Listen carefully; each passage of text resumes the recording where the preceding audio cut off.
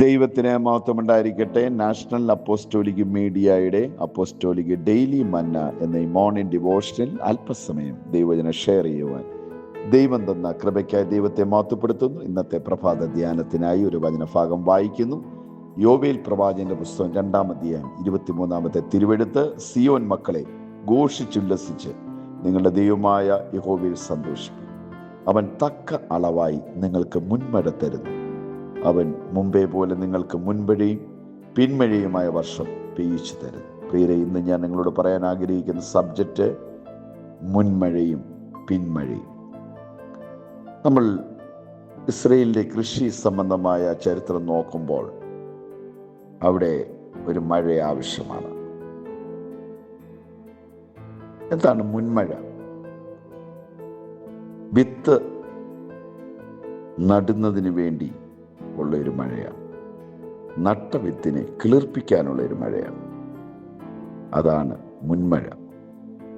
പിന്മഴ എന്ന് പറയുമ്പോൾ വിളവ് പാകമാകുന്നതിനുള്ള മഴയാണ്. വിളവ് പാകമായി വരുന്നതിന് വേണ്ടി പെയ്യുന്ന മഴ.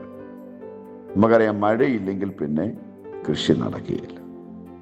കൃഷി ഇല്ലാതായാൽ പിന്നെ തന്നെ എന്താണ്? ജീവനെ തന്നെ അത് ബാധിക്കും, ജീവിതത്തെ മൊത്തത്തിൽ ബാധിക്കുക. എന്നാൽ അതുപോലെയാണ് ദൈവത്തിൻ്റെ ആത്മീയമായിട്ടുള്ള ഒരു മഴ. നമ്മുടെ ജീവിതത്തിൽ ഒരു മുൻമഴയും പിന്മഴയും ദൈവം നൽകുന്നുണ്ട്. എന്താണ് മുൻമഴ? തുടക്കത്തിലുള്ള ഒരു കൃപ. മുൻമഴ ദൈവത്തിൻ്റെ ആദ്യ പ്രവർത്തനത്തെ സൂചിപ്പിക്കും. ഒരു മുൻമഴ ലഭിക്കുമ്പോഴാണ് നമ്മുടെ ഹൃദയങ്ങളെ ആദ്യം ഒന്ന് തണുപ്പിക്കുന്നത്, ദൈവത്തോടൊന്ന് അടുപ്പിക്കുന്നത്. വിത്ത് വിതയ്ക്കുവാൻ തക്കോണം നമ്മുടെ ഹൃദയത്തെ ഒന്ന് ഒരുക്കിയെടുക്കുന്നു. പാപമംഗിലമായ ഹൃദയത്തെ, കഠിനമായ ഹൃദയത്തെ ഈ മഴയിൽ കുതിർന്ന് അത് നല്ലൊരു നിലമാക്കി മാറ്റുക. അതിൽ മാത്രമേ വിത്ത് അവിടെ കിളിക്കുകയുള്ളൂ.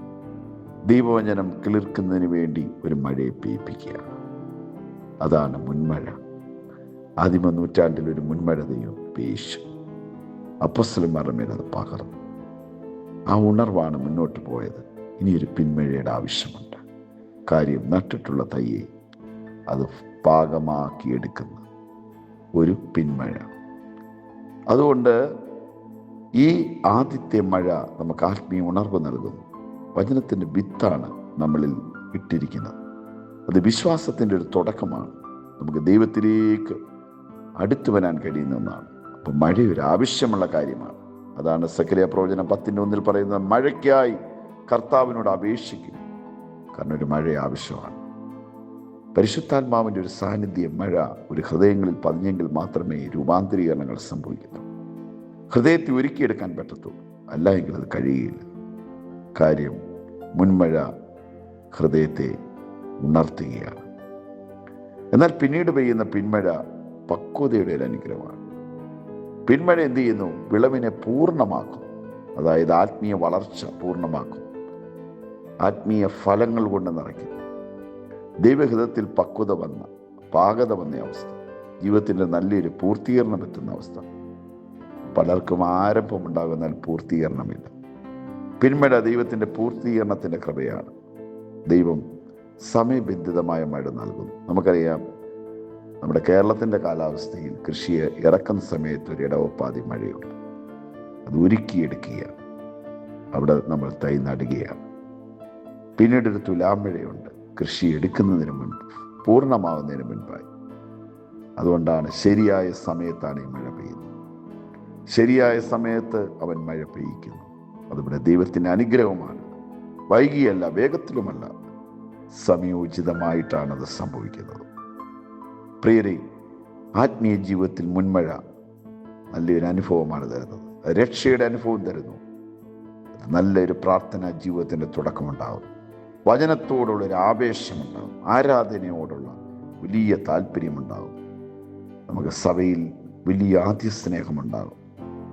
ആദ്യ സ്നേഹമൊക്കെ പിന്നീട് വെളിപ്പാട് പുസ്തകം 2:4 പറയുന്നുണ്ട്, നിന്റെ ആദ്യ സ്നേഹം നീ വിട്ടിരിക്കുന്നു.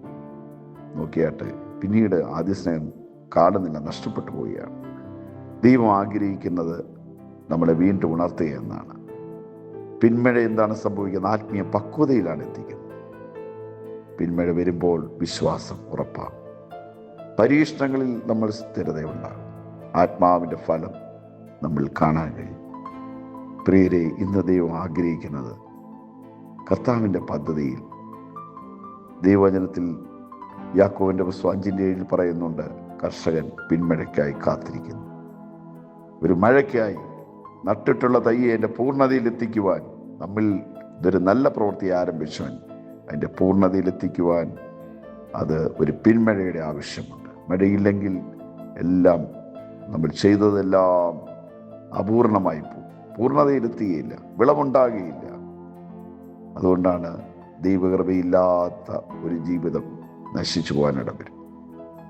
അതുകൊണ്ട് ഇന്ന് മഴയ്ക്ക് തടസ്സമായിട്ട് വരുന്ന എല്ലാ കാര്യങ്ങളെയും നമ്മൾ മാറ്റിക്കളയണം. മഴയ്ക്ക് എന്താണ് തടസ്സം? ഒരു പിന്മഴ ലഭിക്കുന്നതിന് അനുസരണക്കേട്, പാപത്തിൽ നമ്മൾ സ്ഥിരത, പാപത്തിൽ തന്നെ തുടരുന്നു, ദൈവത്തിൽ നിന്നുള്ള അകലം, ആത്മീയ അശ്രദ്ധ, ഇതെല്ലാം നമ്മളെ ദൈവത്തിൽ നിന്ന് അകറ്റുകയാണ്. പ്രിയരെ, ഇന്ന് ദൈവത്തിൻ്റെ വചനത്താൽ നമുക്ക് അടുത്ത് ചെല്ലാൻ കഴിയണം. ഇന്ന് ഒരു മഴ വരുന്നതിൻ്റെ ലക്ഷണം നമ്മുടെ ജീവിതത്തിലുണ്ടോ? മുൻമഴയും പിന്മഴയും ലഭിക്കുന്ന ഹൃദയത്തിൽ എന്ത് സംഭവിക്കും? പ്രാർത്ഥന വർദ്ധിക്കും, വചനദാഹമുണ്ടാകും, വിശുദ്ധിയിലേക്ക് വളരണമെന്നൊരാഗ്രഹം ഉണ്ടാകും, സ്നേഹത്തിൽ ഒരു വളർച്ചയുണ്ടാകും, ആത്മീയ ഫലങ്ങളുണ്ടാകും. പ്രിയരെ, അതുകൊണ്ട് നമ്മുടെ ജീവിതത്തിൽ ഒരു പിന്മഴ ആവശ്യമാണ്. മുൻമഴ ലഭിച്ചെങ്കിൽ ഒരു പിന്മഴ ആവശ്യമാണ്. മുൻമഴയും പിന്മഴയും കിട്ടാത്ത വ്യക്തികളുണ്ട്. അത് ലോകത്തിൽ ദൈവിക ഫലമില്ലാതെ കിടക്കുകയാണ്.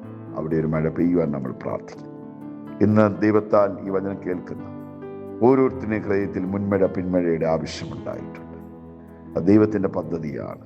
നമ്മളെ ഒരുക്കിയെടുക്കുകയാണ്. അനുഗ്രഹിക്കപ്പെട്ട ഒരു ജീവിതം നമുക്ക് തരികയാണ്. ആരംഭത്തിൽ മുൻമഴ ലഭിച്ചെങ്കിൽ പൂർത്തീകരണത്തിനൊരു പിന്മഴ ആവശ്യമുണ്ട്. എത്ര പേർ അത് ആഗ്രഹിക്കുന്നു?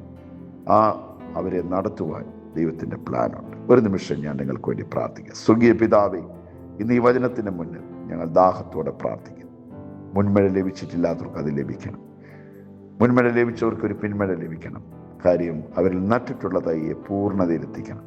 ഒരു വരണ്ട നിലമല്ല, കർത്താവെ, നനവുള്ള തോട്ടം പോലെയാകട്ടെ. ഇതിൻ്റെ നാമത്തിൽ എല്ലാവരെയും അനുഗ്രഹിച്ച് പ്രാർത്ഥിക്കും. ദൈവത്തിൻ്റെ വചനത്താൽ എല്ലാവരും സമ്പൽ സമൃദ്ധിയോടെ ഫലപുഷ്ടതയിലേക്ക് നടത്തും. കൃപയിൽ മറയ്ക്കും യേശുവിൻ നാമത്തിൽ തന്നെ. ആമേൻ. ഈ വചനങ്ങളെ കർത്താവ് നിങ്ങളെ അനുഗ്രഹിക്കട്ടെ.